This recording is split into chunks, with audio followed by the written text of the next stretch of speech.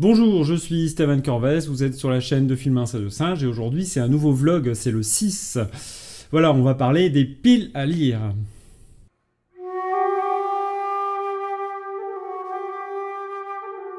Vous me pardonnerez si vous voyez la poussière qui vole, j'ai essayé de me faire beau pour la vidéo aujourd'hui, donc j'ai foutu plein de rassoules un peu partout sur mes cheveux pour les rendre plus soyeux. Et évidemment j'en ai mis trop, donc du coup il y a des petites taches, on dirait de la terre, voilà. C'est pas parce que je me suis pas lavé depuis Noël, il n'y a pas de panique, vous enfuyez pas comme ça la paf. Vous pouvez rester un peu plus loin, ça sentira pas. Voilà. Toujours est-il que je vais commencer par vous donner quelques petites news rapidement. Voilà, j'ai un rythme que j'ai essayé de m'imposer qui était une vidéo toutes les semaines. Là, ça a été un petit peu décalé, j'ai un programme assez chargé. C'est pas forcément une question de temps, c'est plus une question d'organisation. J'essaye de mettre cette organisation en place, ça marche pas forcément tout le temps, puis il faut le temps que ça se rôde. Donc on reviendra à un rythme un petit peu plus correct plus tard. Le concours de Noël est toujours valable jusqu'au 31 janvier. Voilà, donc vous pouvez toujours envoyer, je mets le lien par ici quelque part, et vous pouvez toujours envoyer vos textes. Ça marche toujours, il y a toujours 3 livres à gagner, etc. etc. Causons des piles à lire, donc... précision, donc juste une petite précision avant de commencer, ce que je vais raconter là, ça concerne pas tout le monde, ça, si ça se trouve, ça ne vous concerne pas du tout. Voilà, vous allez peut-être pas vous reconnaître du tout, et je voulais quand même insister sur le fait que je ne fais pas des généralités. Je pars d'exemples de cas que j'ai vus et d'un a priori, d'une impression que j'ai. C'est pas une étude scientifique, c'est ce que j'ai déjà rappelé dans notre vlog, mais voilà. Donc, ceci étant dit, on peut y aller. Alors, c'est quoi une pile à lire? Ce sont les livres qui sont dans notre bibliothèque et qu'on projette de lire à court, moyen ou long terme. Ça peut aller de 5 à 6 livres, voire à plusieurs centaines. En ce qui me concerne, j'en ai actuellement 41 dans ma PAL, donc c'est l'acronyme de pile à lire, PAL, soit à peu près 1/5 de ce que j'ai pu avoir pendant un temps, 1/5 ou 1/4, voilà. Pendant un moment, j'avais une pile à lire, voilà, qui était pas comme ça, qui était genre 150 mm, c'est trop limite, quoi. Il y a plusieurs types de lecteurs de piles à lire. Et c'est pareil, ça reste très schématique, hein. Il y a plein de nuances, il y a plein de degrés, il y a plein d'embranchements et tout ça. Il y a les lecteurs tranquilles, les passionnés et les pros. Et bien sûr, on pourrait encore segmenter, mais je pense que là, c'est déjà pas mal. Et j'ai en tête de toute façon plein d'exceptions dont je ne vais pas du tout parler puisque c'est pas forcément le sujet. Donc les lecteurs tranquilles, eux, s'en fichent un peu, en fait, de leur pile à lire. Disons qu'ils vont avoir aucun scrupule s'ils se retrouvent condamnés, là, paf, comme ça, là, maintenant, à lire un livre qu'on leur a prêté sans crier gare. Voilà, c'est des lecteurs qui, en somme, lisent pour lire, ou pas. Mais cela dit, pour cette fois, on va parler surtout des lecteurs qui aiment lire, hein. Le rapport à la lecture est parfois un peu complexe, on en avait déjà plus ou moins parlé dans un autre vlog, dont je mets le lien ici. Et donc, complexe et ambivalent, et c'est parfois pas aussi simple, donc voilà, je vais pas en parler maintenant. Par contre, les passionnés, eux, lisent beaucoup et cultivent leur pile à lire. Donc, il y a ceux qui veulent lire toutes les nouveautés, ceux qui veulent lire tous les classiques, ceux qui n'imaginent pas lire un seul livre sans se taper l'intégrale de l'auteur, et non pas taper sur l'intégrale de l'auteur, ça peut arriver aussi si on est obligé de lire, genre quand on est lycéen, collégien, parfois il y a des choses. Et parmi ceux-là, il y a les blogueurs.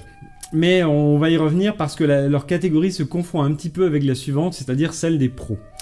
Donc les blogueurs et les pros, alors les blogueurs ont une longue pile à lire qui fait à la fois leur joie, parce que forcément c'est par passion, enfin j'espère, surtout que le blogueur n'est pas forcément payé pour ça, donc c'est à part en livre, mais bon c'est un peu bête d'exercer une passion pour pouvoir l'exercer, enfin bon bref.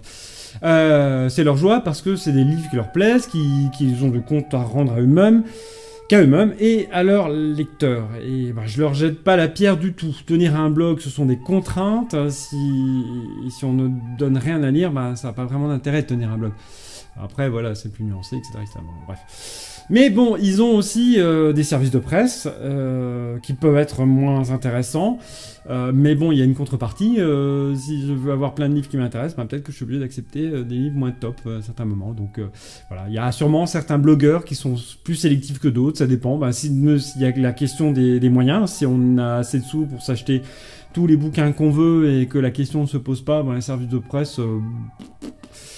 pas forcément très intéressant, et voilà. Quant aux pros, je connais pas vraiment leurs contraintes, mais j'imagine qu'il va pas y avoir des tas de pros qui ne font que ça.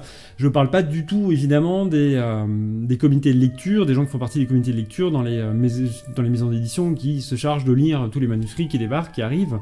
Là, c'est encore un autre problème, mais je doute qu'il y ait des personnes qui lisent toute leur journée et qu'ils soient payés que pour ça. Qu'on soit payé pour, oui, j'imagine que ça doit se faire souvent dans les revues, sous forme de...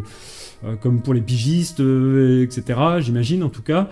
Mais je ne veux pas aller fouiller, ça m'intéresse pas plus que ça, de savoir comment ça fonctionne. Enfin, si, dans l'absolu, c'est intéressant, mais bon, c'était pas de ça que je voulais causer.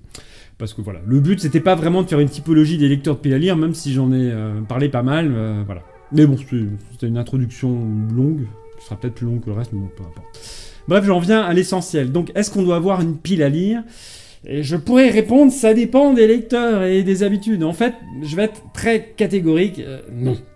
Quand un livre se résume à 1+1 dans une base de données, ça va en faire rire certaines, sur un blog ou que sais-je, on l'assassine, voilà, et on torture son auteur. À partir du moment où on pense en pile à lire, on se contraint à lire pour avoir lu des livres. Alors certes, on va pas nier qu'un livre achevé nous apporte parfois autant que la lecture elle-même, mais on se trompe peut-être bien, l'expérience de la lecture est unique et elle se fait sur le temps de la lecture elle-même. Ce qui vient après, c'est autre chose. On ne profite pas de la musique quand elle est achevée, mais au moment où elle existe. On est dans une telle frénésie de lecture qu'on néglige bien souvent la relecture, on la relègue à juste se remémorer ou approfondir un peu la compréhension. Je ne pense pas. On imagine souvent que deuxième ou troisième lecture, c'est pas juste une expérience qui sert à revoir, à voir d'autres détails, d'autres couleurs, à approfondir les images. C'est vraiment une nouvelle expérience. Un travail sur la mémoire, sur la solidité de la mémoire, mais surtout sur notre propre expérience, de notre vécu entre les deux lectures. Parce qu'il y a des choses qui ont besoin d'être assimilées, qui ont besoin de temps pour se déployer. Voilà, et encore, je suis assez loin de viser juste, je suis encore très loin. Voilà, ça, la nuance, vous la percevez peut-être pas forcément, mais pour moi elle est claire. C'est vraiment pas la même chose de lire pour se remémorer simplement des détails, pour approfondir, mieux comprendre, et lire pour revivre l'expérience de cette lecture. Et encore, on ne la revit pas réellement. Je pense que c'est de toute façon forcément un autre moment.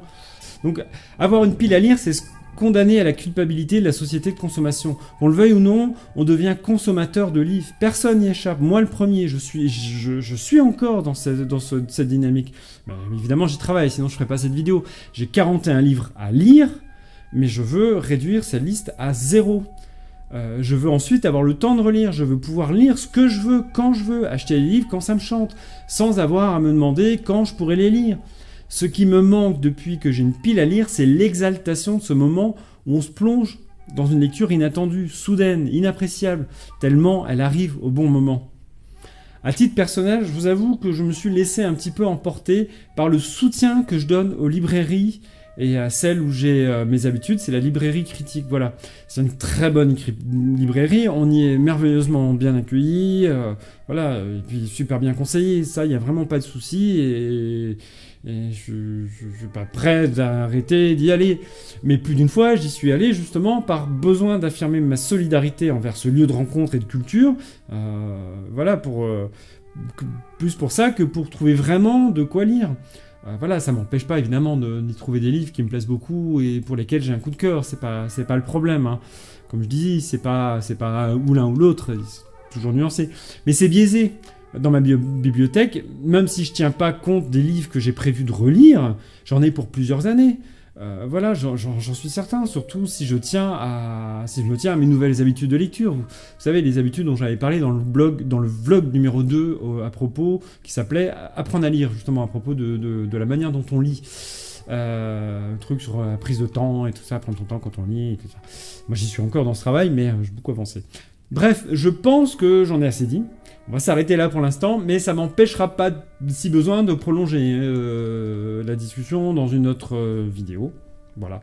Dans l'immédiat ou plus tard. Comme cette vidéo, finalement, est un prolongement de la vidéo Apprendre à lire dont je viens de parler. Voilà. Donc la prochaine vidéo plus tard dans 2 semaines.